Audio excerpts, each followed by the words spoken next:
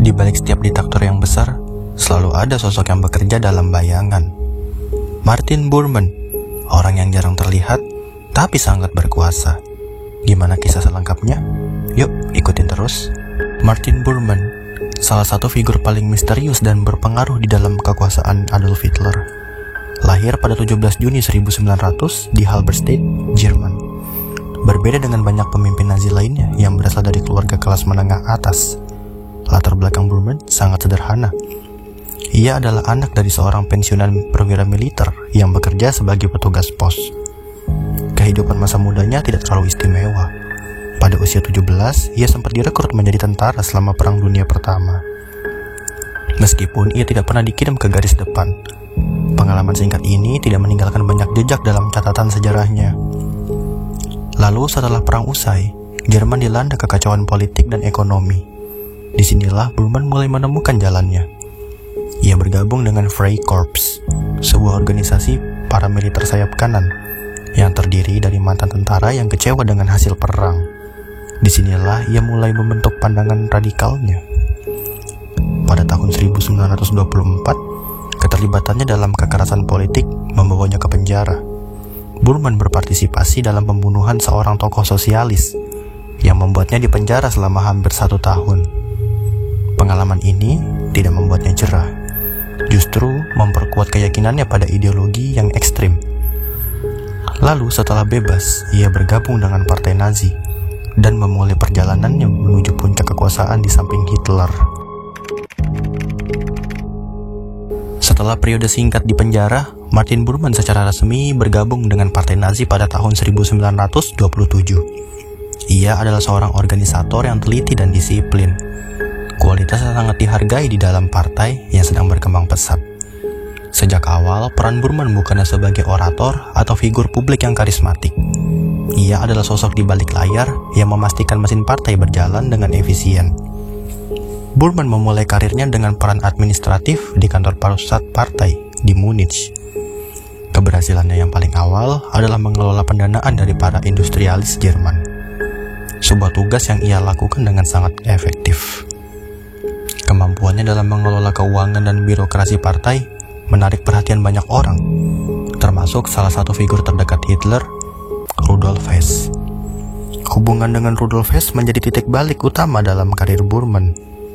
Pada tahun 1933, Bormann diangkat menjadi kepala staf untuk Deputi Führer, Rudolf Hess. Selama bertahun-tahun, ia mengelola korespondensi, urusan pribadi, dan pertemuan Hess. Peran ini memberinya akses tak terbatas ke lingkaran dalam kekuasaan. Bormann menggunakan posisinya ini untuk secara bertahap menyingkirkan saingannya dan mengonsolidasikan kekuasaannya sendiri, membangun jaringan loyalitas yang hanya berpusat padanya. Posisinya yang semakin kuat dan kemampuannya untuk bekerja tanpa kenal lelah membuat Bormann semakin dekat dengan Hitler, yang melihatnya sebagai seorang pelayan yang dapat diandalkan dan setia.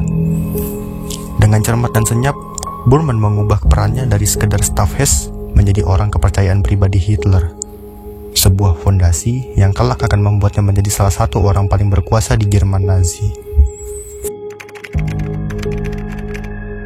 Naiknya Bormann ke puncak kekuasaan dimulai dari posisinya sebagai kepala staf di bawah Rudolf Hess.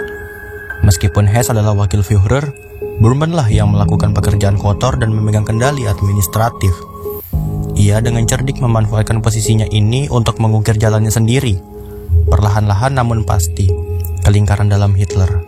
Keahliannya dalam mengelola keuangan menjadi aset berharga. Ia bertanggung jawab atas Adolf Hitler Endowment Fund, sebuah dana yang dikumpulkan dari sumbangan sukarela para industrialis Jerman. Bormann mengelola dana besar ini, menggunakannya tidak hanya untuk Hitler, tetapi juga untuk memberikan hadiah kepada para pemimpin partai lainnya, yang membuatnya mendapatkan banyak loyalitas dan hutang budi. Selain itu, Bormann ditugaskan untuk mengelola urusan pribadi Hitler, termasuk properti pribadinya di Berghof yang terletak di Obersalzberg. Bormann menjadi arsitek di balik perluasan dan pembangunan komplek tersebut, mengubahnya menjadi markas kedua Hitler.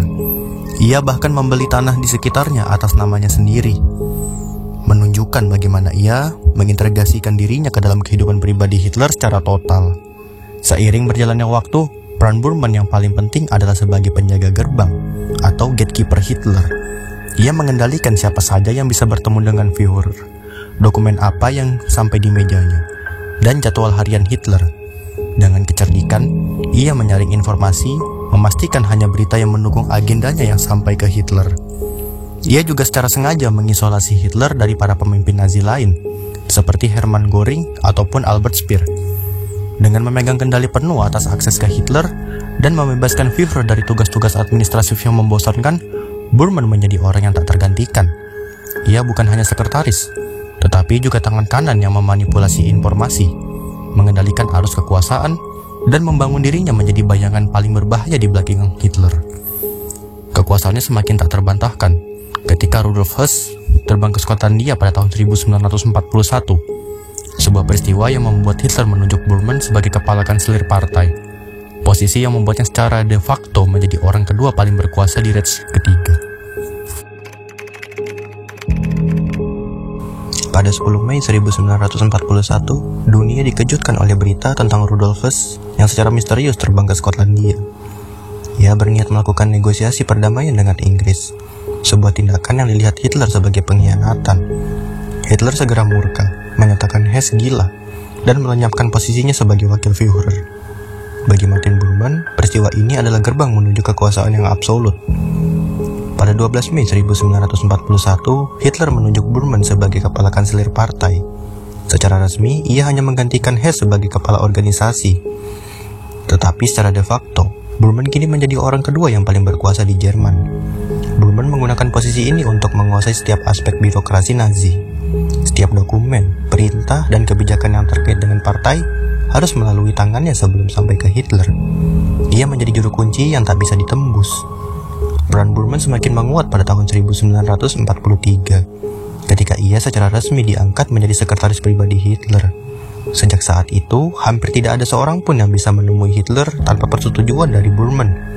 Ia secara cerdas memanfaatkan kondisi Hitler yang semakin terisolasi dan kurang minat pada detail-detail administrasi, menjadikan dirinya satu-satunya sumber informasi terpercaya bagi Hitler.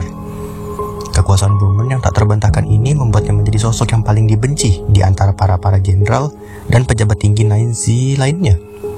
Mereka melihatnya sebagai seorang bully yang ambisius, yang tidak memiliki karisma atau kecerdasan militer seperti Göring atau Albert Speer. Namun tidak ada yang berani melawannya. Hitler sangat mempercayai Bormann, dan melawan Bormann sama saja dengan menentang Hitler sendiri. Selama beberapa tahun terakhir, ketika Nazi berada di ambang kehancuran, Bormann lah yang tetap berada di sisi Hitler hingga akhir, mengendalikan kekuasaan dari balik bayangan. Pada awal tahun 1945, kekalahan Jerman sudah di depan mata. Kota Berlin dikepung oleh pasukan Soviet dan juga sekutu, dan dunia yang dibangun oleh Nazi runtuh di sekeliling mereka. Di tengah kekacauan ini, Martin Bormann tetap berada di jantung kekuasaan yang sekarat, Führer Bunker, benteng bawah tanah Adolf Hitler. Sementara banyak pemimpin Nazi lain seperti Hermann Göring mencoba melarikan diri atau bernegosiasi, Bormann tetap setia hingga akhir. Sebuah loyalitas yang membuatnya semakin berharga di mata Hitler. Bormann menjadi tangan kanan Hitler yang tak tergantikan di dalam bunker. Ia memegang kendali atas semua komunikasi keluar masuk dan memastikan semua perintah terakhir Hitler, betapapun absurdnya, tetap dilaksanakan. Pada saat-saat terakhir rezim Nazi, Bormann menjadi salah satu dari segelintir saksi kunci. Ia hadir saat Hitler menikahi Eva Braun, dan bahkan menjadi saksi di surat wasiat politik terakhir Hitler. Bormann adalah orang yang diberi tugas untuk membakar dokumen-dokumen rahasia penting sebelum pasukan Soviet tiba. Dan pada 30 April 1945, Bormann berada di luar ruangan saat Hitler dan Eva Braun melakukan bunuh diri. Pada malam 1 Mei 1945, setelah Hitler tiada, Bormann bersama sejumlah kecil ajudan dan pejabat berusaha melarikan diri dari bunker. Mereka menyelinap melalui terowongan bawah tanah dan mencoba kabur dari Berlin yang hancur. Upaya pelarian ini adalah babak terakhir yang penuh misteri dalam hidup Martin Bormann. Apa yang terjadi setelah ia meninggalkan bunker menjadi teka-teki terbesar dalam sejarah Perang Dunia Kedua. Sebuah misteri yang baru terpecahkan puluhan tahun kemudian.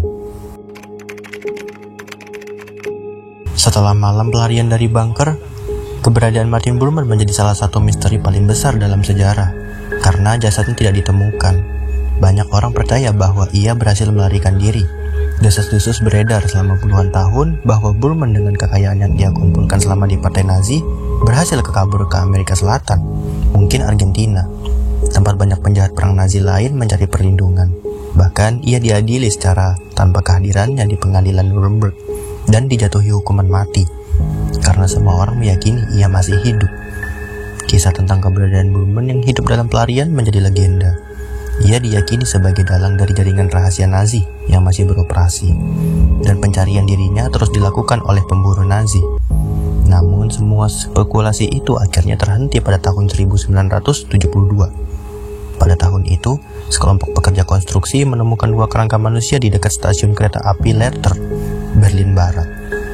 Lokasi penemuan itu hanya beberapa ratus meter dari Führerbunker. Penyelidikan awal mengidentifikasi salah satu kerangka sebagai Martin Bormann. Meskipun banyak pihak masih meragukan temuan tersebut, misteri itu akhirnya benar-benar terpecahkan pada tahun 1998. Para ilmuwan berhasil melakukan tes DNA pada tengkorak yang ditemukan, dan hasilnya dicocokkan dengan kerabat dekat Bormann. Tes itu memastikan bahwa kerangka tersebut adalah Martin Bormann. Ia tidak melarikan diri, tidak hidup mewah di Argentina, dan tidak memimpin jaringan rahasia. Ia mati di Berlin pada 2 Mei 1945, hanya beberapa jam setelah melarikan diri dari bunker. Kemungkinan besar karena bunuh diri dengan racun sianida, agar tidak tertangkap oleh tentara merah. Penemuan ini mengakhiri pencarian selama puluhan tahun dan menutup babak terakhir dari kisah hidup Martin Bormann, sang tangan kanan Hitler yang paling misterius.